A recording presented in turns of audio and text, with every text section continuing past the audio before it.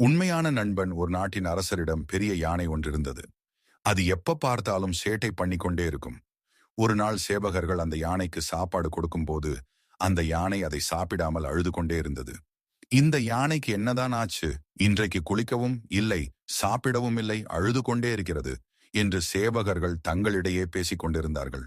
அவர்கள் அரசனிடம் சென்று, அரசே, யானை இன்று குளிக்கவும் இல்லை, சாப்பிடவும் இல்லை, எப்போ பார்த்தாலும் அழுது கொண்டே இருக்கிறது. அதற்கு உடல்நிலை சரியில்லாமல் போய் இருக்குமோ என்று எங்களுக்கு சந்தேகமாக உள்ளது என்று கூறினார்கள். உடனே அரசர் அமைச்சரிடம் என்ன பிரச்சனை என்று சென்று பார்க்க கட்டளையிட்டார். அமைச்சரும் யானையுடன் சென்று, உனக்கு என்ன ஆச்சு, ஏன் சோகமாக இருக்கிறாய் என்று கேட்டார். அதற்கு யானை எந்த பதிலும் கூறாமல் அழுது கொண்டே இருந்தது.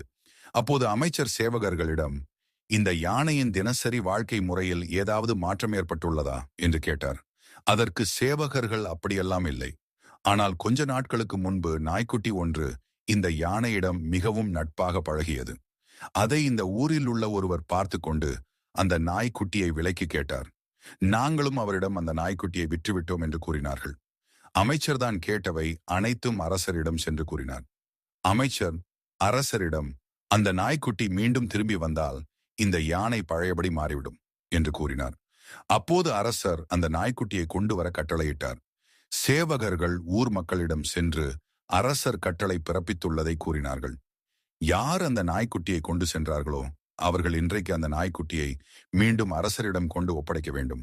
இல்லை என்றால் கடும் நடவடிக்கை எடுக்கப்படும் என்று சொன்னார்கள்.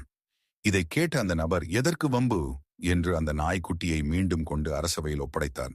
அந்த நாய்க்குட்டியை பார்த்த யானை மிகவும் மகிழ்ச்சி அடைந்தது. மீண்டும் அந்த யானையும் நாய்க்குட்டியும் நண்பர்களாகவே இருந்தனர். நீதி, உண்மையான நட்பு என்பது விலை மதிப்பற்றது. மேலும் ஒரு உண்மையான நண்பனின் இழப்பு ஆழமான துக்கத்தை ஏற்படுத்தும் இருக்கும். இது போன்ற கதைகளுக்கு கதைகள் ஆரம்பம். சேனலை லைக் பண்ணுங்க, சப்ஸ்கிரைப் பண்ணுங்க, கீழே இருக்கிற பெல் பட்டனை மறக்காம கிளிக் பண்ணுங்க.